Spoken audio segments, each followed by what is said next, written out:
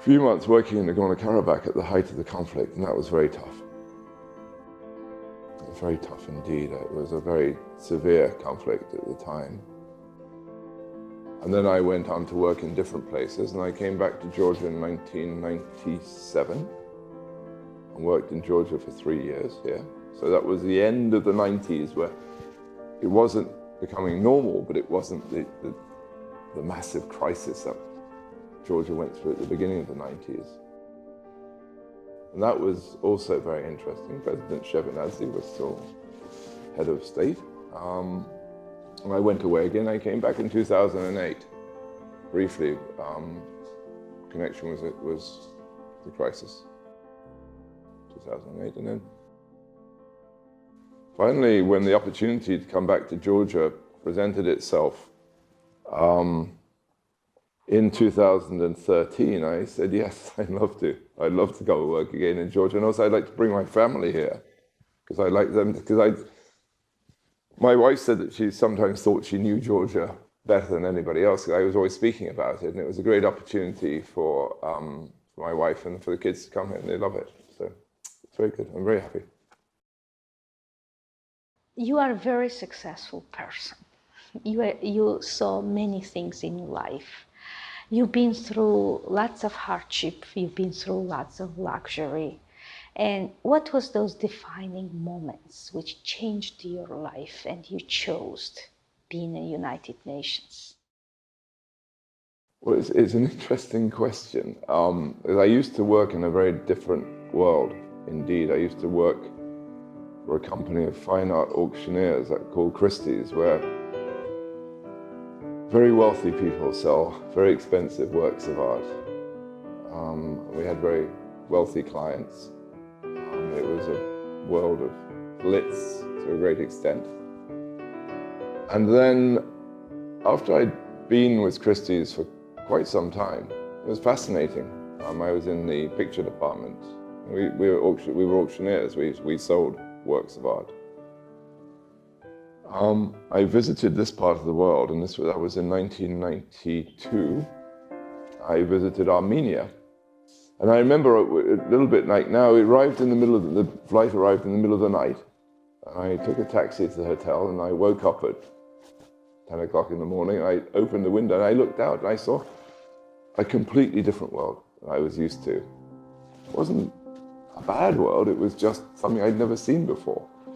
I remember taking a deep breath and thinking, well, this is a completely different experience for me.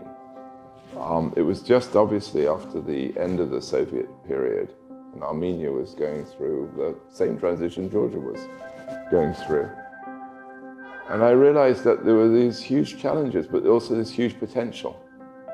And that people had a lot of fears, but also had a lot of dreams about what they could do in this brave new world. And somehow it seemed to be a fantastic opportunity to somehow support. And I also went to Georgia at the same time, and Georgia was, as you know, was going through a massive transition. And somehow, after this sort of world of glitz and champagne and valuable works of art, it seemed to be much more real. And I thought, well, I could probably find a place and maybe be useful. Did you have any disappointment? I suppose the disappointment was that, you know, it's an overall disappointment that we were dealing with conflict which really didn't need to happen. And I'm reminded of this all the time when I see the pictures coming out of Aleppo. It's unnecessary. It's this massive suffering which has no rational reason for happening. Easy to say that. Obviously, it does happen. And it's very difficult to know how to, you know, Syria crisis has been going on for a long time. It's very difficult to know what to do now to prevent it, because so much effort has been put in by the United Nations to try to end this crisis, and it still hasn't happened.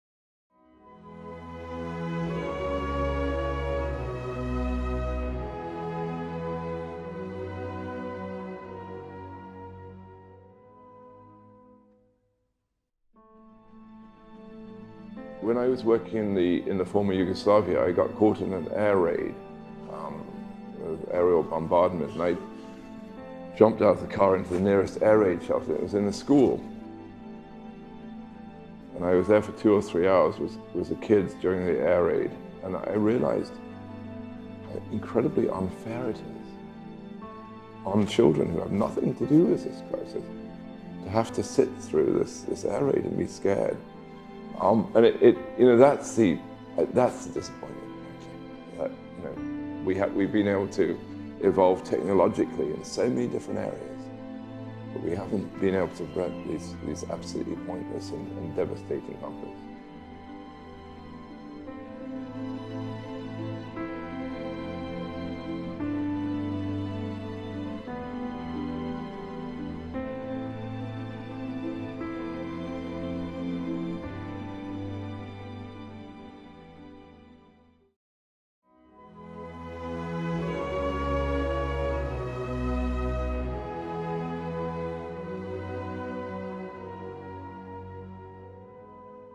Your views on Georgia's development and what area needs most attention? Well, the president of Georgia has declared 2017 to be the year of education. And I think education is a fundamental. And it's not just tertiary education, it's not just university education, it's preschool, it's primary, it's secondary, it's all the way through. I think it's so important. It's not something which is necessarily going to show immediate impact, but with the right level of education progressively, year on year, maybe it'll take 5 or 10 years, but there will be an impact. Education is a key to sorting out the environment. Knowing what the major issues are in saving or failing that wrecking the environment is really important. So I think education is number one, and I think we from the United Nations are going to give the greatest amount of support we can in making sure that children have access to the type of education that they should have. The other one, of course, is health. Universal health coverage in Georgia is a really fantastic step. What we probably need to do now is look a little bit at the regulation of healthcare institutions, point one, and point two, to make sure that everybody has the same access to the same level of, equal access to the same level of healthcare. It's another important part. Another obvious factor in Georgian development, I think, is jobs and employment. A lot of people work in agriculture. We were saying before that, things change, society changes, agriculture will change, I think. We have a system of agriculture which is based around smallholdings, which is great. It's fantastic to have families working on land and doing a great job, but I think it'll change. There'll be a lot more agricultural processing, I think. It's not just a question of producing food, it's a question of processing and packaging food. For example, you can produce pork, but then you can also produce bacon and ham and everything else. And it's the way you package it and the way you sell it. I think that'll be very important.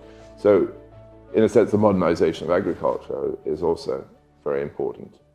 I would also like to see the territorial status of Georgia sorted out. I don't think it's great to have a portion of Georgia which is under control of a separate entity. I mean, one way or another, this is going to have to be resolved, and I think it's absolutely tragic that 250,000 people are still displaced. They aren't where they would want to be, and it must be huge suffering for them, to wake up every morning and sort of dream about the place they were born in, not being able to go there. So I think that's another aspect in development. So there are a lot of challenges, but there's progress. But I remember meeting the former Director General of the World Health Organization, a Norwegian lady, and she said to me that she had briefly been the Minister of Education in Norway. And she had really tried to emphasize in Norway how important education is. And they put a huge amount of effort into education, 20 years ago. And Norway, everybody always thinks of natural resources, of petroleum, and that's how they, but it isn't the biggest source of wealth in Norway. The biggest source of wealth is actually high-tech, IT and high-tech industry, and it's because of the education system that's now paying dividends. Georgians are resourceful, intelligent, capable people.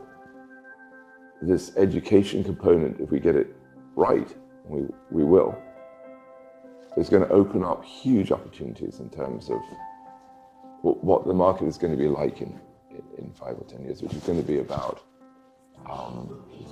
high tech and about IT and so on and so forth. I think it's going to make a huge difference.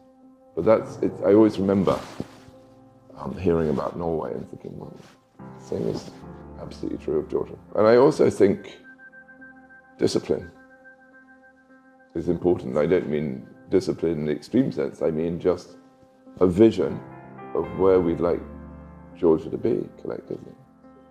And then this strong will to, when I look at Georgian dancing, I see this amazing discipline and this amazing synchronization. It's just fantastic.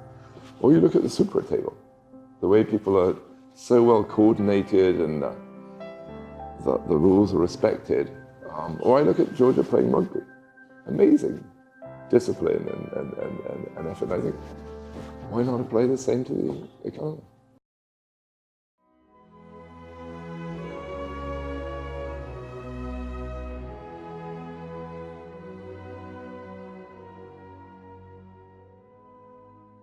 Yeah, and I'd like to wish Georgia and the wonderful people of Georgia the best.